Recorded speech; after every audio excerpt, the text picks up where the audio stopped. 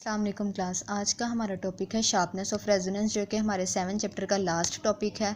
Study करते हैं। उसके लिए हमें सबसे पहले पता होना चाहिए कि रेजोनेंस किसे कहते हैं, रेजोनेंस कब प्रोड्यूस होती है। Resonance occurs when the frequency of the applied periodic force is equal to one of the natural frequencies. Resonance कब प्रोड्यूस होती है, जब हमारी अप्लाइड फोर्स की फ्रीक्वेंसी हमारे नेचुरल फ्रीक्वेंसीज की इक्वल हो जाए, तो उसे हम कहते हैं, उस सूरत में जो प्रोड्यूस होती है उसे हम कहते हैं रेजोनेंस। अब जी क्या पढ़ना हमने, sharpness of resonance. Sharpness of resonance जो है वो दो चीज़ों पे डिपेंड करती है, एक तो हमारी रेजोनेंस पे और दूसरा हमारी डैम्पिंग पे। डैम्पिंग भी हमने लास्ट टॉपिक में स्टडी किया था। Damping is the process whereby energy is dissipated from an oscillating system. Damping क्या प्रोसेस है जो हमारी एनर्जी को डेसिपेट कर देता है। डेसिपेट का मतलब है अलग कर देना, किसी चीज़ को ज़ाया कर देना। उस प्रोसेस को हम कहते हैं डैम्पिंग। डैम्पिंग जो है वो हमारी क्या करती है, damping is an effect that reduces the amplitude of oscillations in an oscillatory system. Damping जो है वो हमारे एम्पलीट्यूड को कम कर देती है। उस सिस्टम ऑक्सीलेटरी सिस्टम की एम्पलीट्यूड को जो कम करती है उसे हम कहते हैं डैम्पिंग। जो शार्पनेस है हमारी रेजोनेंस पे डिपेंड करती है एंड डैम्पिंग पे डिपेंड करती है।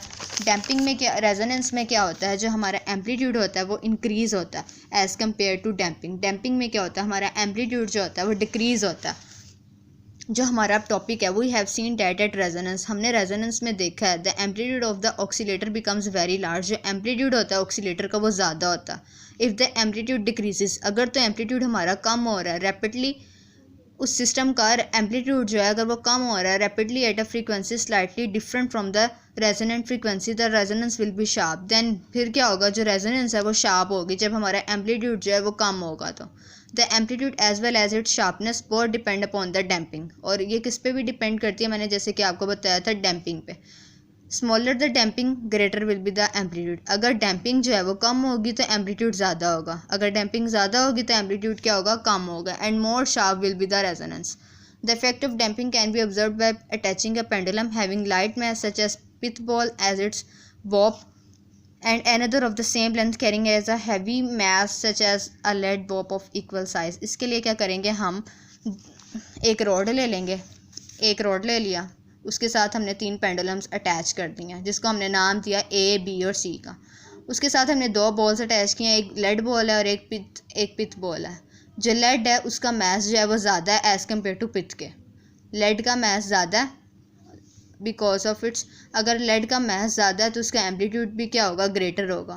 क्यों, बिकॉज ऑफ इट्स वेट, उसकी वेट की वजह से उसका जो मैस है वो ज़्यादा, उसका जो एम्पलीट्यूड है वो ज़्यादा होगा लेड का। पिथ क्या है, पिथ का जो मैस होता है वो कम होता है, लाइट मैस है ये।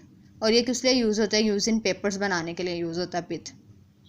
बी क्या है, लेड की है, और सी जो है वो पिथ है। पिथ का मैस कम है और लेड का मैस ज़्यादा है। अगर लेड का मैस ज़्यादा है तो इसका एम्पलीट्यूड भी ज़्यादा होगा, पिथ का मैस कम है तो इसका एम्पलीट्यूड भी कम होगा। अगर हम वाइब्रेट करवाते हैं इस पेंडुलम को ए को, इफ़ इट वाइब्रेट्स, अगर हमने इसको वाइब्रेट करवाया तो इसकी जो वाइब्रेशन है वो इसमें भी प्रोड्यूस होगी, इसमें भी प्रोड्यूस होगी। लेकिन किसकी सबसे ज़्यादा वाइब्रेशन होगी, किसका एम्पलीट्यूड ज़्यादा होगा, बी का ज़्यादा होगा बिकॉज ऑफ इट्स मैस। उसके मैस की वजह से उसका जो है वो एम्पलीट्यूड है वो जो ज़्यादा होगा।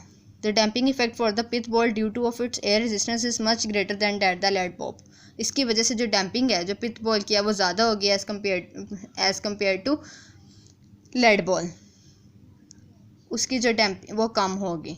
और जो हमारा एम्पलीट्यूड, जैसे कि शार्पनेस कब ज़्यादा होगी, शार्पनेस उस सूरत में होगी smaller the damping greater the amplitude. जब डैम्पिंग कम होगी तो हमारा एम्पलीट्यूड ज़्यादा होगा। ये एक दूसरे के ऑपोजिट्स हैं।